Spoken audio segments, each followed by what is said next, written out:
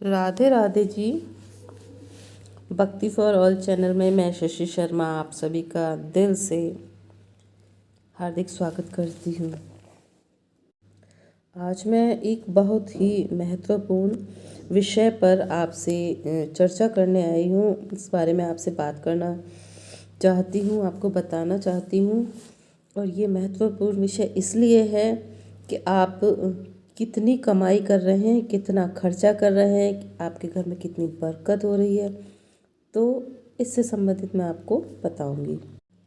आप कम कमाते हो या ज़्यादा कमाते हो, ये कमाई पर निर्भर नहीं करता, आपके खर्च करने के तरीके पर निर्भर करता है कि आप किस प्रकार से खर्च कर रहे हैं, किस प्रकार से अपने इनकम को, अपने पैसे को सहेज रहे हैं।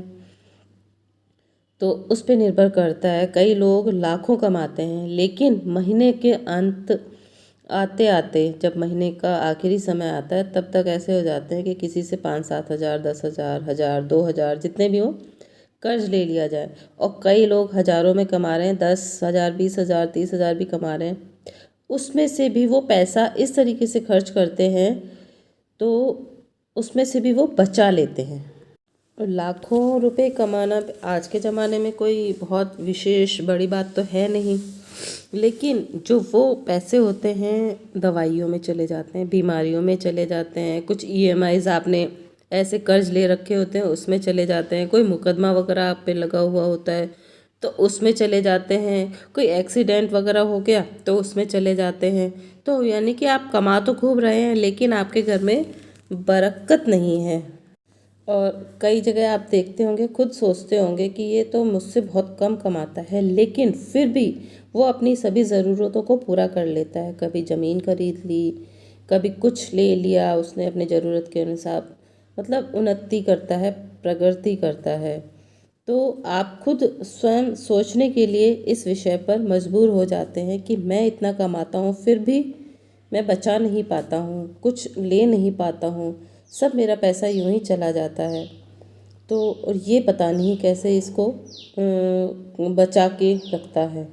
अब होता क्या है कि पैसे जो हम बहुत कमाते हैं, तो हमारे मुकदमे में, लड़ाई झगड़े में, एक्सीडेंट में, बीमारी में, या किसी न किसी चीज़ में फिजूल खर्ची हो जाती है। तो आपको करना क्या है, इसके बारे में मैं आपको एक बात बताना चाहूँगी कि अगर आप ये काम करना शुरू कर देंगे तो आपके घर में भी बरकत होने लग जाएगी। बरकत होगी, बरकत कह लीजिए, बरकत कह लीजिए, या मतलब धन बचने लग जाएगा।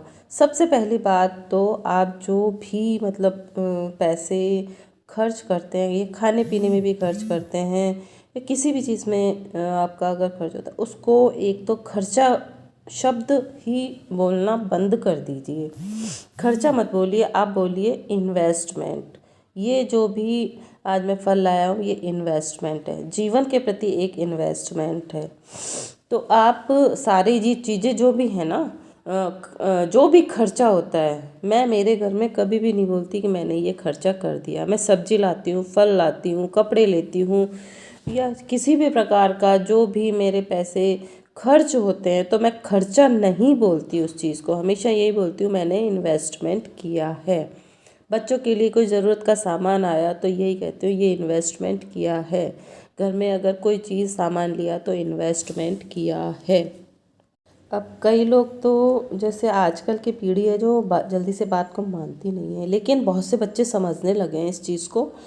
तो जो दादी नानी या इन लोग बड़े बुज़ुर्गों से जुड़े हुए हैं, वो उनकी अगर बात मानते हैं और उनके अनुसार चलते हैं, तो वो फिजूल खर्ची करते ही नहीं हैं। जो भी करते हैं इन्वेस्टमेंट करते हैं, अपने जीवन के प्रति, अपने बड़ों के प्रति, या अपने परिवार के प्रति, या खुद के प्रति, जो भी करते हैं वो इन्वेस्टमेंट ही होता है। तो उनकी बात आपको माननी चाहिए। क्या होता है कि कई बार जैसे हम पैसे हमारे यहाँ आते हैं, तो किसी के तो मंथली आते हैं, सैलरी आती है, और कोई रोज़ लेके आता है, दिहाड़ी पे लेके आता है, कोई किसी को 15 दिन से, किसी को 8 दिन से। सबको पैसे मिलने का एक अलग तरीका होता है, तो सब अलग अलग तरीके से लेके आते हैं पैसे को। जैसे भी लाते हो पैसे, तो वो पैसे क्या है, जैसे महीने में आखिर में आए हैं या फिर आपके रोज़ मिले हैं, कैसे भी लाओ आप, तो उस पैसे का किस तरीके से आपको वो क्या करना है। तो ये सब चीज़ें सुनने के लिए आप मेरे जो ये वीडियो है पूरा देखना चाहिए, पूरा देखिएगा, स्किप मत कीजिएगा या जल्दी जल्दी मत देखिएगा, जिससे कि आपको अच्छे से संपूर्ण जानकारी मिल सके। और एक चीज़ और कहना चाहूँगी, अगर आप मेरी वीडियो पे पहली बार आए हैं तो इस चैनल को सब्सक्राइब कर लीजिए और वीडियो अंत तक देखें। अच्छा लगे तो एक लाइक भी कर दीजिए। लाइक से सिर्फ मोटिवेशन मिलती है कि भाई हाँ, मैंने कुछ अच्छा बोला, कुछ अच्छी जानकारी दे पाई। और अच्छा लगता है, ज़्यादा अच्छा लगता है तो शेयर भी कर दीजिए, 2 जनों को, 4 जनों को, 8 जनों को बताइए कि हाँ, कोई हैं शशि शर्मा करके, तो वो काफ़ी अच्छी जानकारी देती हैं, तो आप भी सुनिए।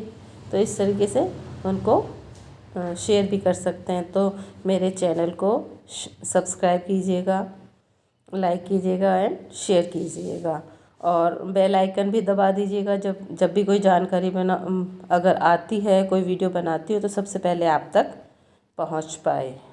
तो मैं आपको क्या बता रही थी कि पैसे किसी भी माध्यम से आए, चाहे महीने में आए, चाहे रोज़ आए या 15 दिन 8 दिन से आए, तो आजकल एक तो क्या हो गया है कि पैसे डायरेक्ट बैंक में आ जाते हैं या पेटीएम में आते हैं, या मतलब आपके हाथ में कैश नहीं आ पाता है ना।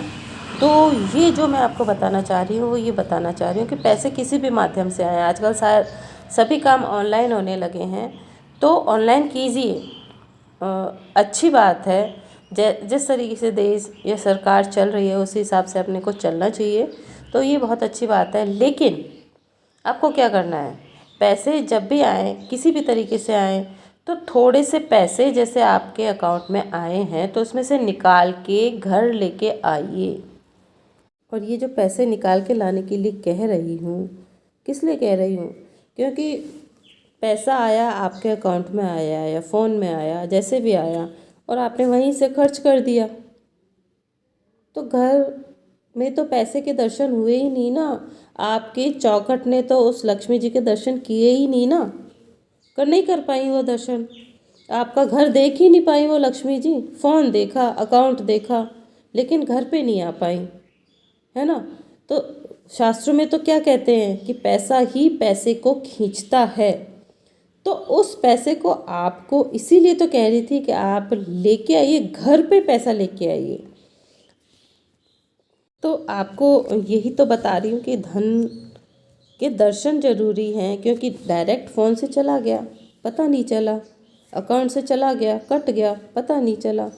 तो धन, पैसा पैसे को खींचता है। पैसे में, धन में एक चुंबकीय शक्ति होती है, तो वो आपको खींचते हैं। तो घर में आपको कैश रखना चाहिए, घर में कैश लेके आना चाहिए। आपको बहुत सारे उपाय बताए जाते हैं कि पैसे को ऐसे रखो, ऐसे रखो। लक्ष्मी जी को जब दिवाली पे पूजन करते हैं तो घर में कैश रखते हैं, लाल कपड़े में बांध के पैसे को रखो, मतलब बहुत सारी चीज़ें बताते हैं। तो किस लिए बताते हैं कि कैश कुछ ना कुछ अपने घर पर होना चाहिए। तो आपको पैसे लाने हैं तो सबसे पहले पैसे निकाल के लाइए, अपनी आवश्यकता अनुसार लाइए, कम ज़्यादा जितने भी ज़रूरत हो, थोड़ा बहुत कैश घर में हमेशा रहना चाहिए। तो जब भी आप पैसे निकाल के लाते हैं तो सबसे पहले लाके घर की लक्ष्मी को दीजिए, या आप अपनी माता जी को दीजिए। अगर पुरुष हैं, माँ नहीं है, तो अपनी पत्नी को दीजिए। पुरुष अवश्य ध्यान से सुने कि अपनी पत्नी को दें, घर की लक्ष्मी उन्हें माना जाता है, तो पैसे उन्हें दें। और फिर वो पैसे, घर में एक लक्ष्मी नारायण की फ़ोटो रखिए, होगी सबके घर पे लक्ष्मी जी की फ़ोटो अवश्य होती है, तो एक लक्ष्मी नारायण जिस पे बने हों ऐसी फ़ोटो रखिए। और वो पैसे जो आप लेके आए हैं, वो पैसे पहले, सबसे पहले लाके अपने घर के मंदिर में लक्ष्मी जी के चरणों में रख दीजिए कि माँ, आपको ये पैसे समर्पित है, आप ही की देन है, आपने ही दिए हैं, आपके ही हिसाब से हम खर्चा करेंगे। खर्चा शब्द नहीं बोलना है, मतलब आदत इसकी धीरे धीरे बदल पाती है। इन्वेस्टमेंट, है ना, एक शब्द आप समझ लीजिए कि खर्चा शब्द बोलना छोड़ दीजिए कि खर्चा हुआ, आज मैंने 10 रुपये खर्च किए, नहीं, मैंने आज 10 रुपये इन्वेस्ट किए, आज मैंने 100 रुपये खर्च किए, नहीं, आज मैंने 100 रुपये इन्वेस्ट किए। आज मैं 100 रुपये की सब्जी लाई, ये 100 रुपये मैंने इन्वेस्ट किए। मैंने 500 रुपये के कपड़े लिए बोलो, लेकिन खर्चा मत बोलो कपड़ों में खर्च कर दिए, नहीं, कपड़ों में इन्वेस्ट किए। और ये पैसे इन्वेस्ट करना सीख लो। और पैसे जो भी हैं माता लक्ष्मी जी के पास रख दीजिए। मैं मेरे घर में जब भी मेरे पैसे आते हैं या कहीं से भी पैसे लेके आते हैं, एटीएम से निकाल के लाया या जैसे भी लाए, तो फिर पैसे किसी भी प्रकार से आए तो कैश ज़रूर घर में रखती हूँ। और वो पहले आते ही सबसे पहले वो पैसे मेरे मंदिर में जाते हैं। सबसे पहले 1 दिन 2 दिन मंदिर में रखे रहते हैं। और उसके बाद वो पैसे आप कहीं भी रखिए, अपनी तिजोरी में रखिए, अपने पर्स में रखिए। कुछ पैसे हमेशा आपके मंदिर में रखे रहने चाहिए, चाहे 21 रुपये हो, 51 रुपये हो, 101 हो, 1000 हो, 11,000 हो, जैसे आपकी श्रद्धा हो, जिस प्रकार से आप करें, तो ये चीज़ आपको करनी है।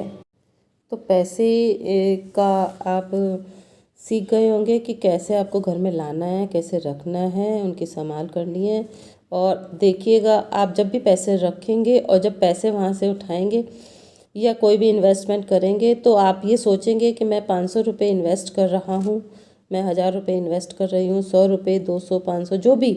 तो आप कभी भी किसी को अगर पैसे दे रहे हैं तो देते समय भी ये बोलेंगे कि मैं आज 500 रुपये दे रहा हूँ, लेकिन ये मेरे पास 100 गुने होके आएंगे, मतलब 50,000 होके वापस लौटेंगे।